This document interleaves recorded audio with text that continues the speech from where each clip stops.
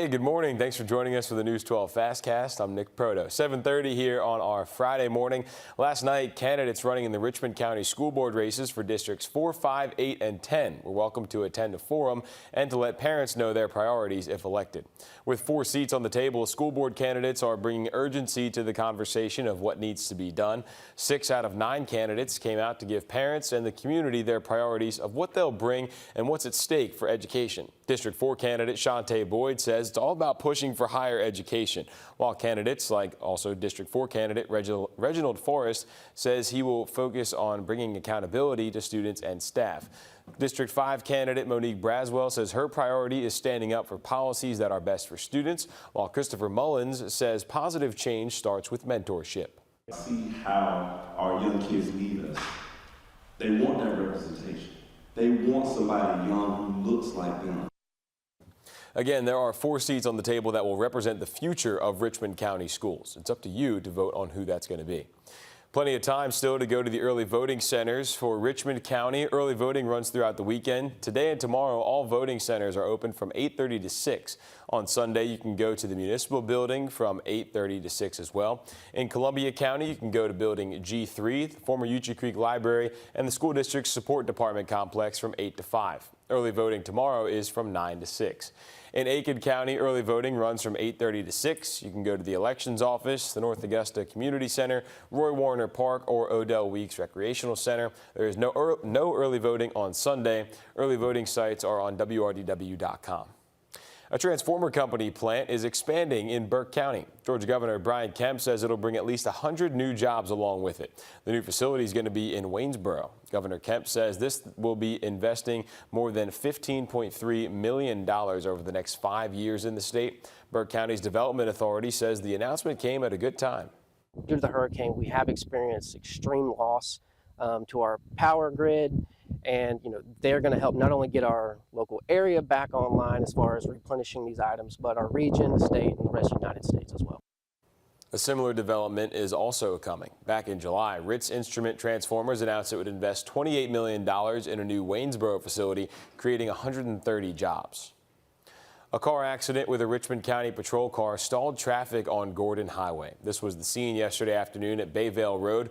We found 14 law enforcement officers at the scene and the traffic light out. It looked like the crash involved a white Impala and the patrol car appeared to be T-boned. We're working to figure out what led up to the accident and if there were any injuries.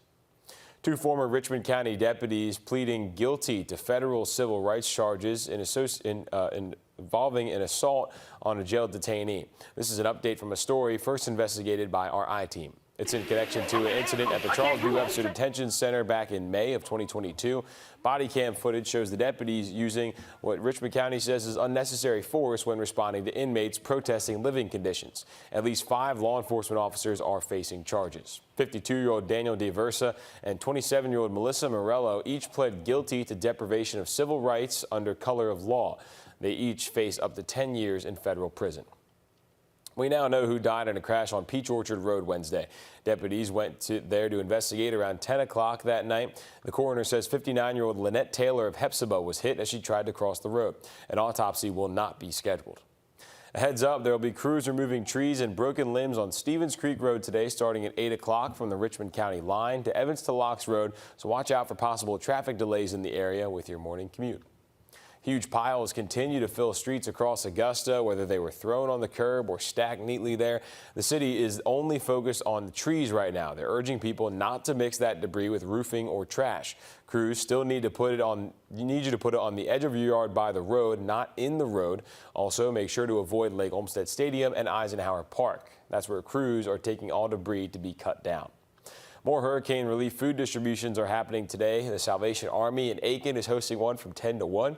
You must bring a photo ID. And in Washington County, Golden Harvest is hosting a distribution at noon at the Washington County Recreation Department. A good news update from a story we first brought you earlier in the week. We told you how the Family YMCA of Greater Augusta is working to get hundreds of pallets of water to North Carolina schools. Well, a couple companies have already stepped up to help. One of them is Camo, who loaded up one of their tractor trailers Thursday morning. This water is headed to the Family Y in Asheville, where it's going to be given out to 20 local schools in need of drinkable water. There are more than 100 pallets of water left, though, so they're still looking for more trucks and drivers. You can head to the YMCA website to reach out and help out. We have their information on our website under the Finding Solutions tab. Tomorrow is National Drug Take Back Day, so if you have unused or expired medications, that's an option to safely get rid of them. Several law enforcement agencies here are planning to organize drop-off locations. The event is held twice a year to prevent drug-related deaths. The take-backs run from 10 to 2. We've got a couple locations on your screen now. The rest of the list is on WRDW.com. This weekend is the 38th annual Jack-o'-lantern Jubilee. The festival is free to attend in North Augusta, but you will have to pay for the Ferris wheel, your food truck orders, and if you want to buy anything from local vendors. The fun starts at 5 o'clock tonight downtown. If you can't make it, gates open tomorrow at 10 a.m. as well. And this is the Explore North Augusta page. They've got everything you need to know about the Jubilee, especially road closures.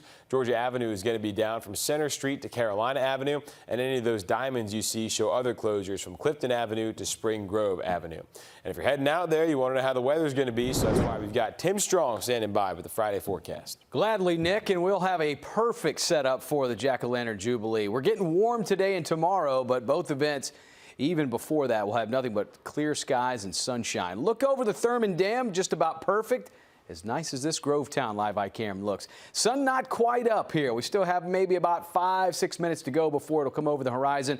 Temperatures in the mid to upper 40s. We've been a little colder to start today off here. Well, upper to mid 40s. It's been laid out for us between Crawfordville, Washington, Georgia, up around the dam at 52. But there's a good mix. At least the mornings have felt fall-like. Now the afternoons, a lot of you want it to cool down a little bit more, I know, but you got to understand 80s. It's coming back here for the next couple of days. We're going to get a pattern change by Sunday. So we're up about 8, almost 10 degrees above average, middle 70s normal for this time of year. We'll have a breeze about 4 to 8, maybe up to 10 out of the southwest for today. So that'll help kind of drive in some of those 80s, give them a little boost they need.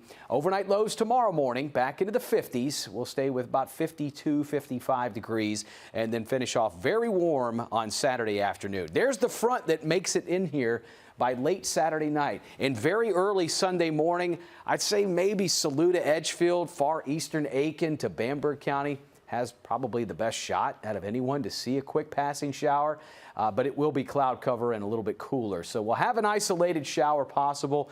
Measurable rainfall, not hardly.